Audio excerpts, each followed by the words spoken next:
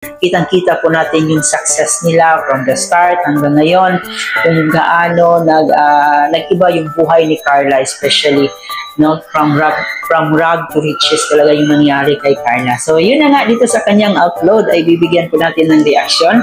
So dito po ay may titulo or title po ito na sisimula na ang bagong pangarap. Ayan, so ito na nga daw ang sisimulan na niya yung pinapangarap niya dati. Grabe naman, no? Buti pa si Carla nagsisimula na sa kanyang pinapangarap. I mean, nagsisimula na siya sa kanyang mga pangarap. Habang yung mga bashers ay wala pang pangarap na nasisimulan. So, ganun talaga ang buhay, guys. So, ngayon, samahan niyo po ako. Bibigyan po natin ng reaction nito, guys.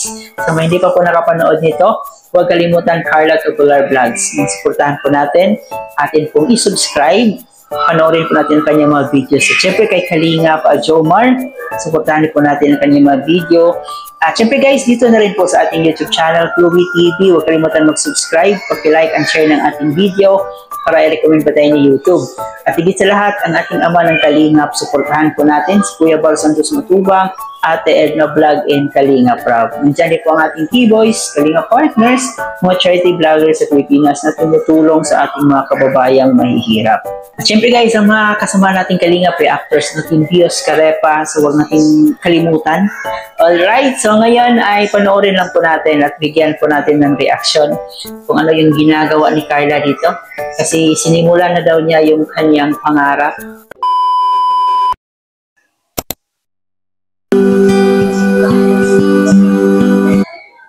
Ito yung nabili nilang lupa.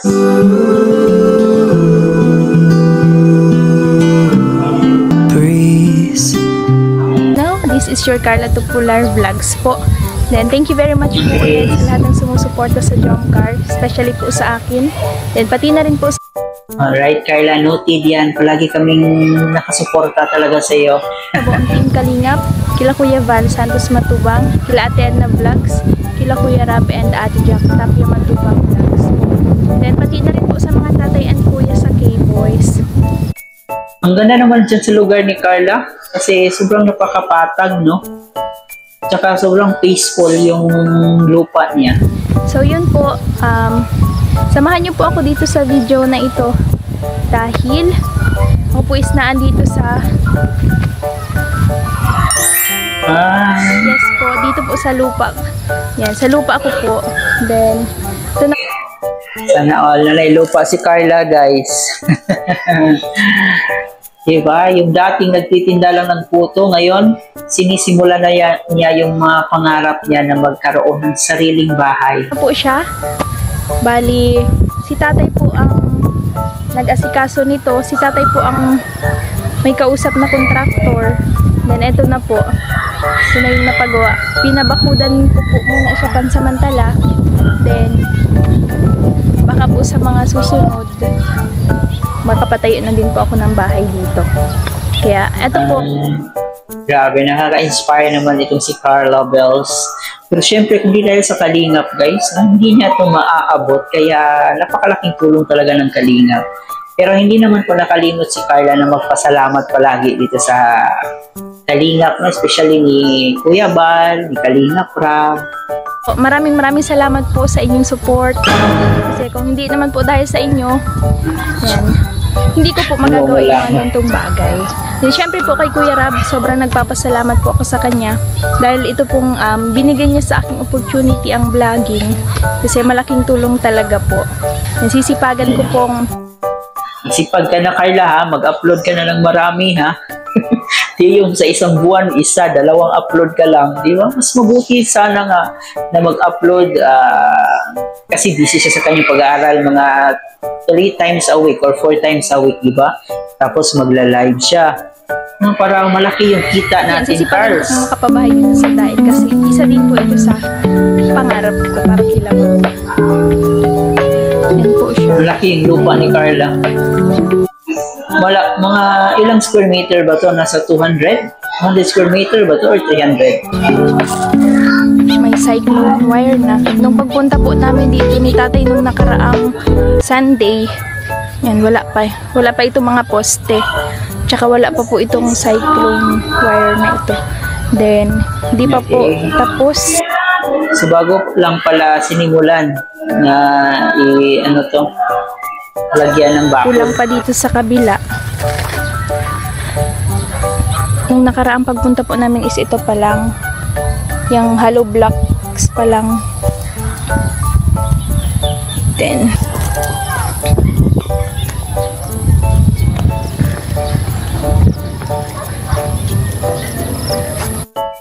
sana guys susundin ni Carla yung thumbnail niya, yung bahay doon sa thumbnail niya kasi sobrang ganda doon, no? Sana yun yung ano talaga, yun yung ipapatayo niya dito.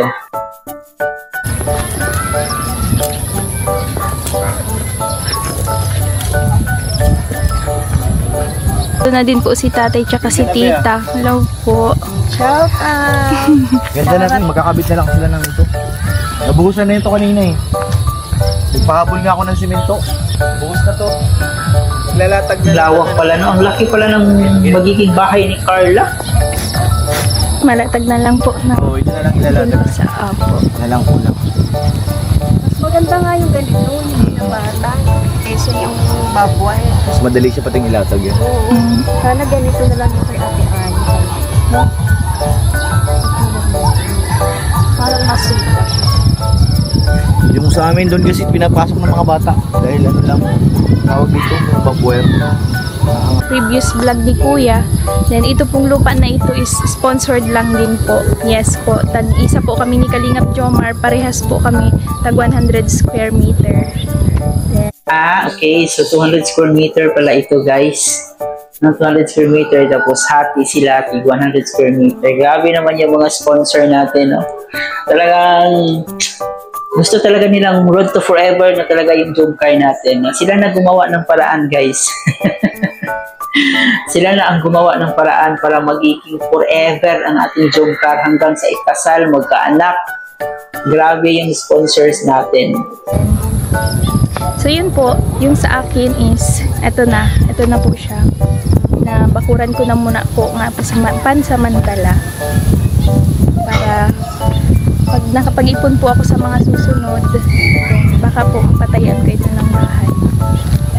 Excited na po ako. Kaya maraming salamat po sa inyong lahat sa pagsama sa journey ko. Yes, sa journey ko sa Kalingap dito. Kaya sobrang thankful po ako kay God. Iiyak naman kami, Carla. Parang nakakaiyak naman yun si Carla. Di ba? Sino pa naman kasing mag-expect na ganito yung mangyari sa kanya? Sa lahat ng Kung nakita niyo po yung first vlog, hindi niyo po talaga akalain. Nagtitinda lang po talaga siya ng puto doon sa gilid.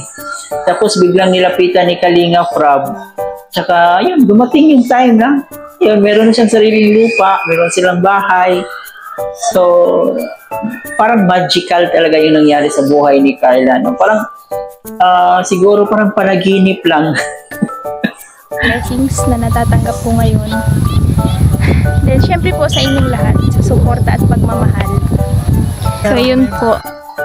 Maganda ito kay Carla, guys. Palagi niyang inuulit-ulit talaga yung tawag dito, pasasalamat sa mga supporters. No?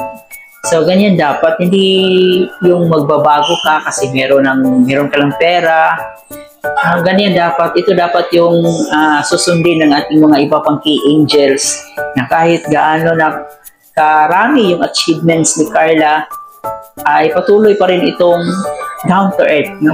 Patuloy pa rin yung pagrespeto niya, especially ito sa Kalingap, kung saan siya nagsimula, at higit sa lahat yung pasasalamat, na hindi niya makalimutan yung pasalamat talaga sa mga taong tumulong sa kanya.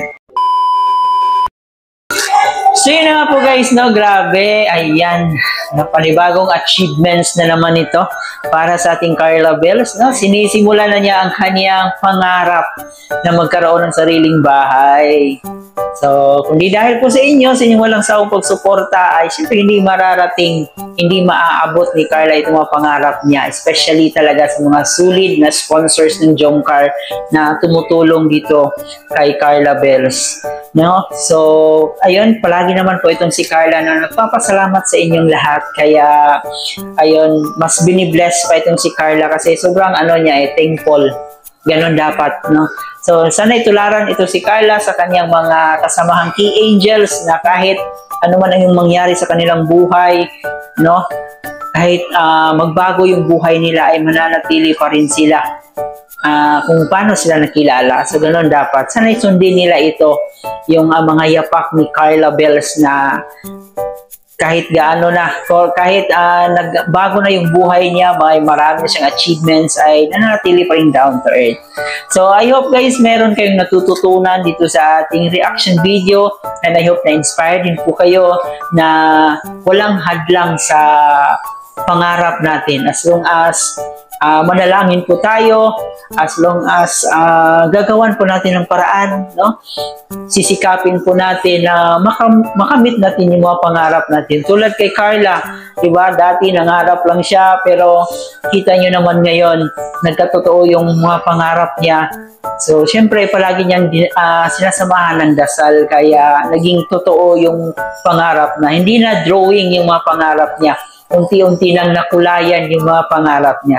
So, I hope na-inspire kayo dito sa kwento, sa buhay ni Carla. And yun, sana, no, kayo rin, tayo rin, no, sana tayo na yung susunod na magkaroon ng sarili din nating bahay. Okay? Bago natin tapusin, huwag kalimutan mag-like and share ng ating video, and of course, mag-subscribe na rin po kayo. Muli po guys, ito po yung host na si Chloe TV. Marami pong salamat.